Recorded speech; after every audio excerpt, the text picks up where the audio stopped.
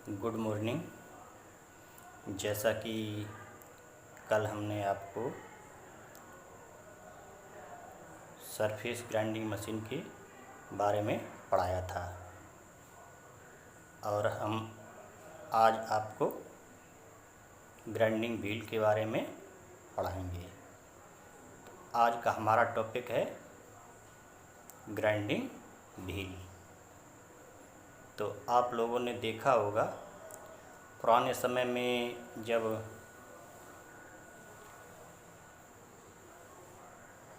हमारे पूर्वज यानी कि कहा जाए नई जिस समय हमारे शार्प करने का साधन नहीं था, तो जैसे कि आप लोगों ने टीवी और रेडियो पे सुना भी होगा और देखा भी होगा कि आदिवासी लोग जो शिकार किया करते थे,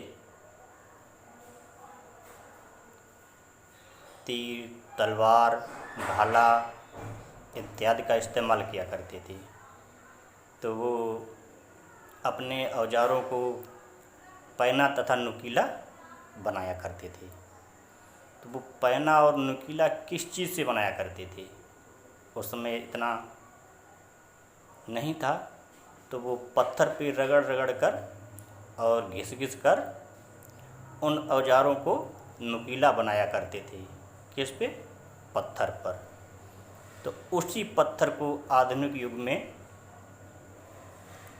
क्या किया गया है? मॉडिफाई किया गया है, जिसे क्या कहते हैं? Grinding wheel. तो आज हमारा टॉपिक है ग्राइंडिंग व्हील। तो इंट्रोडक्शन में सबसे पहले यही जानेंगे कि ग्राइंडिंग व्हील क्या है। ग्राइंडिंग व्हील क्या है?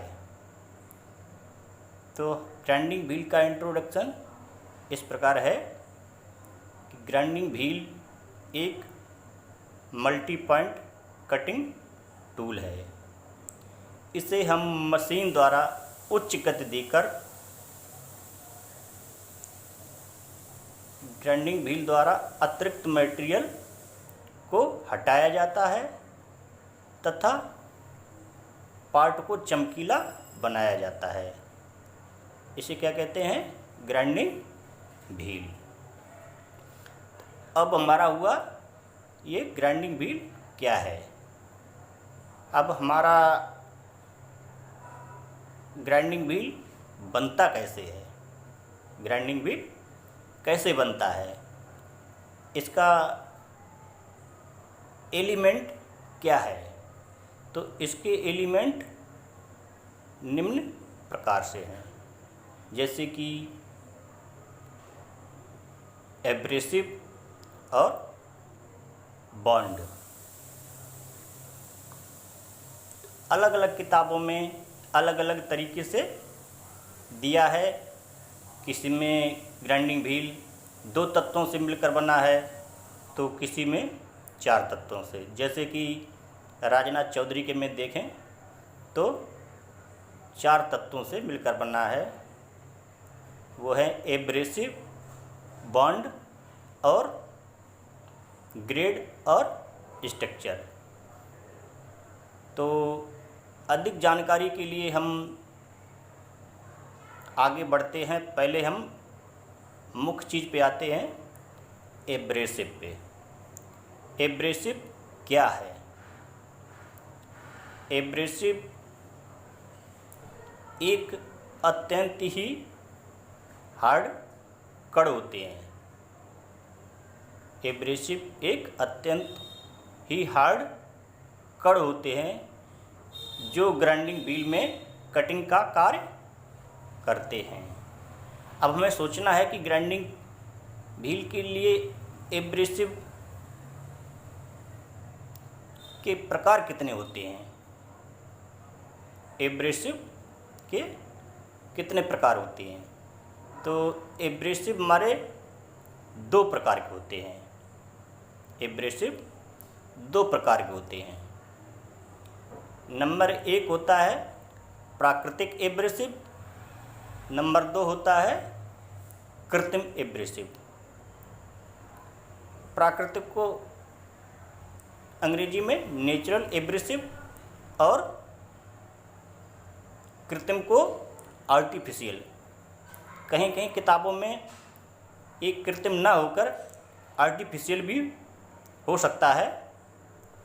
तो अब हम इन दोनों चीज़ों को अधिक गहराई से जानने के लिए सबसे पहले आता है हमारा प्राकृतिक। अब प्राकृतिक देखेंगे कि कार्य क्या है और ये कितने प्रकार का होता है। तो प्राकृतिक एब्रेसिव अपने उद्योग जगत में इस्तेमाल कम होता है। जैसे कि प्राकृतिक में आता है एमरी, कोरंडम, डायमंड इत्यादि। इनका इस्तेमाल क्या है? इनका इस्तेमाल हमारे उद्योग जगत में टूलों को शार्प करने के लिए होता है, न कि ग्राइंडिंग व्हील के लिए होता है, क्योंकि ये अनियंत्रित बलों द्वारा उत्पन्न होते हैं जिन्हें तोड़ना, एक शेप देना कठिन कार्य होता है। और इसलिए जो हम इसे उद्योग जगत में कम इस्तेमाल करते हैं। तो अगला हमारा है कृत्रिम। तो कृत्रिम का इस्तेमाल उद्योग जगत में ज़्यादा होता है। तो हम कृत्रिम को देखेंगे कि ये क्या क्या कृत्रिम में आते हैं। तो कृत्रिम एब्रेसिव की पूर्ण जानकारी लेने के लिए हम और गहराई से लेते हैं। अब कृत्रिम कितने प्रकार के होते हैं? कृत्रिम एब्रेसिव कितने प्रकार के होते हैं? नंबर फर्स्ट आता है हमारा सिलिकॉन कार्बाइड। नंबर सेकंड आता है एल्यूमिनियम ऑक्साइड। अब सिलिकॉन कार्बाइड और एल्यूमिनियम ऑक्साइड किसके लिए होते हैं? ग्राइंडिंग व्हील बनाने के लिए। अब सिलिकॉन कार्बाइड क्या है? सिलिकॉन कार्बाइड अत्यंत ही हार्ड होता है। सिलिकॉन कार्बाइड अत्यंत ही हार्ड होता है। ये भी दो प्रकार का होता है, ग्रीन ग्रिट और ब्लैक ग्रिट में। तो इसका कार्य लो टेंसाइल स्ट्रेंथ वाले व्हील के लिए किया जाता है। लो टेंसाइल स्ट्रेंथ का मतलब जैसे कि सॉफ्ट मटेरियल काटने के लिए, जैसे कि copper, brass, aluminium, grey cast iron और नॉन मेटालिक पदार्थ जैसे संगमरमर, शीशा, कचकड़ा इत्यादि को ग्राइंड करने के लिए इसका इस्तेमाल करते हैं। किसका? सिलिकॉन कार्बाइड से बने हुए व्हील का।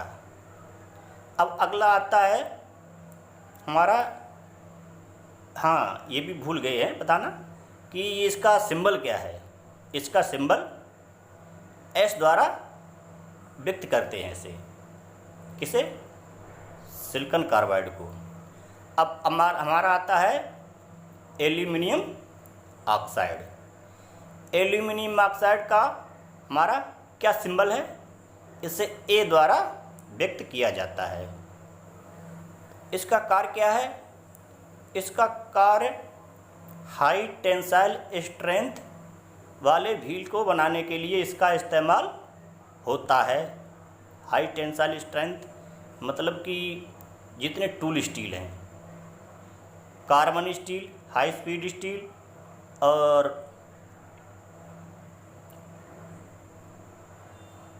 Bronze, carbon steel, high speed steel, bronze और जितने भी हार्ड जैसे टूल रूम में जो टूल को ग्राइंड करने के लिए इस्तेमाल होता है वो कौन से होते हैं?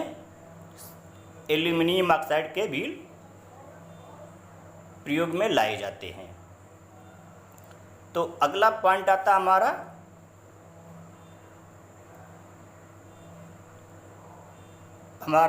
ग्रेड। बॉन्ड से पहले एक और चीज़ की जानकारी देते हैं आपको। अब ये तो पता चल गया हमारे सिलिकॉन कार्बाइड और एल्यूमिनियम ऑक्साइड। अब हमारा आता है ग्रेन का एक साइज भी होता है, जिसे बोलते हैं ग्रेन साइज। इसे टेबल द्वारा दर्शाया जाता है। ऐसे होता है कोर्स, मीडियम, फाइन और वेरी फाइन। इसे हम टेबल द्वारा आसानी से समझ सकते हैं। जैसे कोर्स में किसे रखा गया है? कोर्स में रखा गया है 10 से 24 तक, मीडियम में 30 से 60 तक और फाइन में 80 से लेके 180 तक, और वेरी फाइन को 220 से लेके 600 तक रखा गया। अब आप सोच रहे होंगे 120 क्या होता है, 30 से 60 ये क्या होता है? इसका मतलब ये है कि जैसे इसे कूट कर, तोड़ कर इसे एक छलनी में छाना जाता है। किसे? एब्रेसिव कणों को। इनका एक ग्रेन साइज बन जाता है। तो 30 से 60 का मतलब ये हुआ हमारा 1 इंच स्क्वायर में 30 से 60 जो छिद्र होते हैं उनके द्वारा इन्हें छाना जाता है। तो हमारा हुआ इनका ग्रेन साइज एक अलग अलग छटनी किया जाता है। 1 स्क्वायर इंच में 30 से 60 तक छिद्र हो सकते हैं। ऐसे ही हम 10 से 1 इंच स्क्वायर में कि 10 से 24 होते हैं, फिर 360, 80 से लेकर 180 और ETC हो सकते हैं। अब अगला आता हमारा स्टेप बॉन्ड। अब बॉन्ड क्या है? बॉन्ड एक मटेरियल है जो एब्रेसिव कणों को व्हील के अंदर बांधे रहता है। इसे क्या कहते हैं? बॉन्ड। अब बॉन्ड को हम पहचानेंगे कैसे? क्या इस्तेमाल इसका?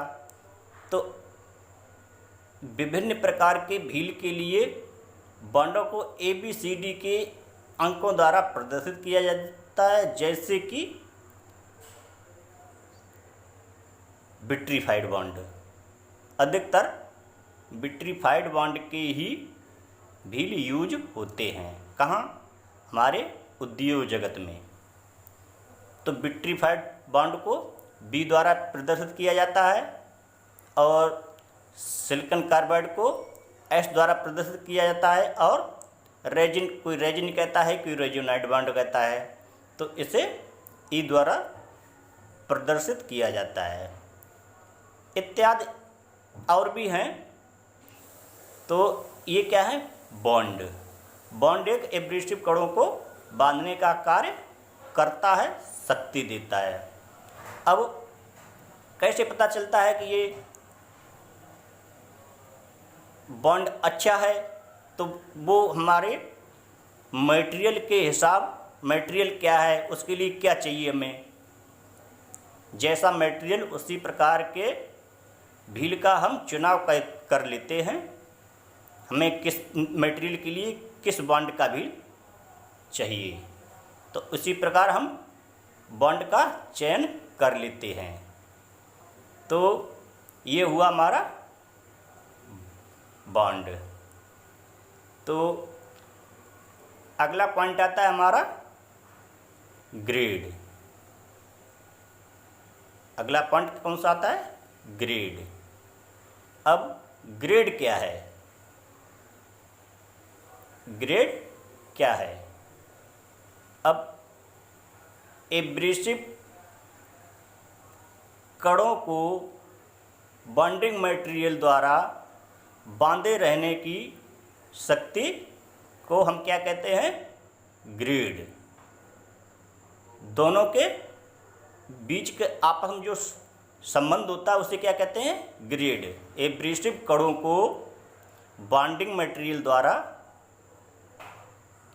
आपस में बांधे रखने के लिए उस शक्ति को क्या कहते हैं? एक ग्रेड। अब ग्रेड कैसे पता चलेगा कि ये सॉफ्ट ग्रेड का, ये हार्ड ग्रेड का है? सॉफ्ट ग्रेड का है या हार्ड ग्रेड का है? तो इसका मतलब जो कण आसानी से व्हील से अलग हो जाते हैं और सॉफ्ट ग्रेड के हो गए। जो कण देरी से व्हील से अलग होते हैं वो क्या हो गए? वो हार्ड ग्रेड के हो गए। कहने का मतलब जो कण कार्य करने पे आसानी से अलग हो जाएं वो सॉफ्ट ग्रेड हो गए, और जो कण कार्य करने पर व्हील से अलग ना हो वो क्या हो गए? Hard grade. अब इन्हें भी एक तालिका में रख के हम पहचानने में आसानी हो जाती है। इन्हें अंग्रेजी के ए से लेके जेड तक के अक्षरों से प्रदर्शित किया जाता है। तो हम ऐसे ही तालिका द्वारा आप लोगों को समझाते हैं। जैसे कि ए से लेके एच तक सॉफ्ट ग्रेड, ए से लेके एच तक कौन से?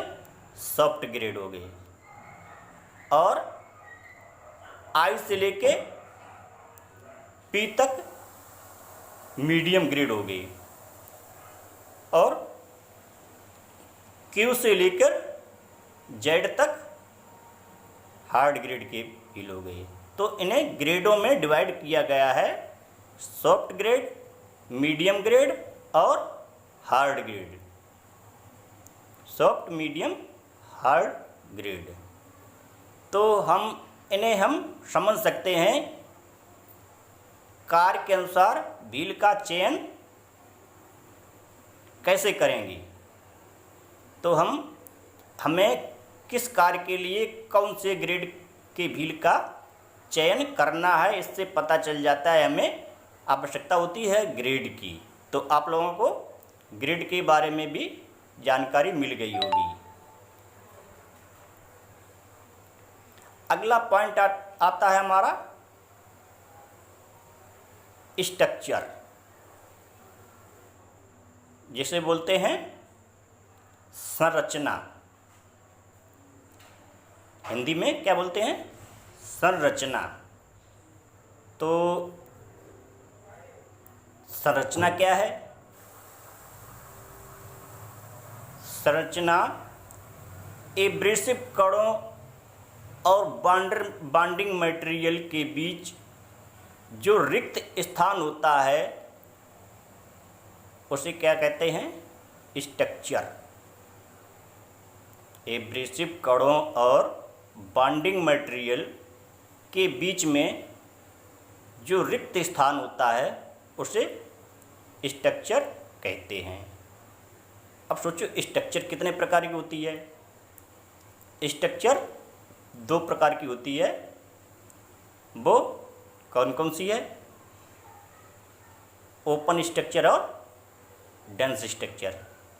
तो डेंस स्ट्रक्चर जो है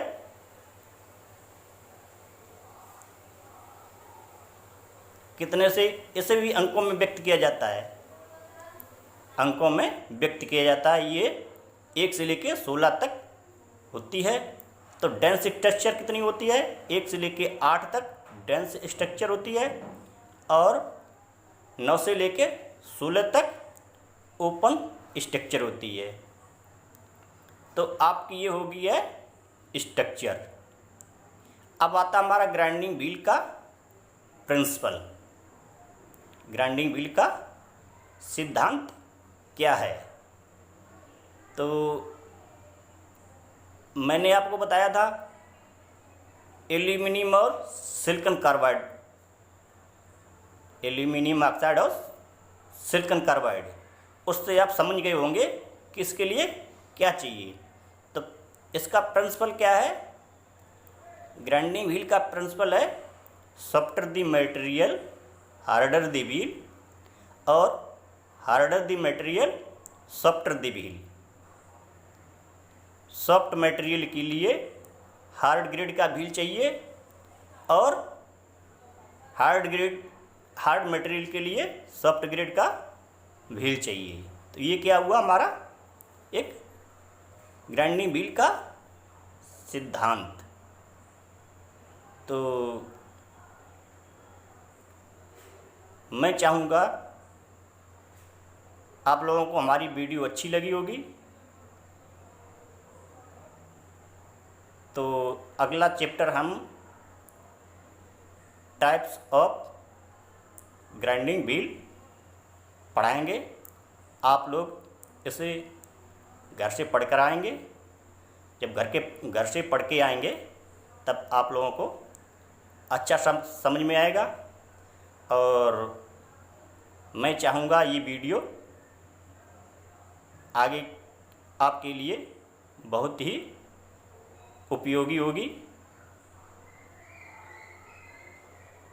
धन्यवाद।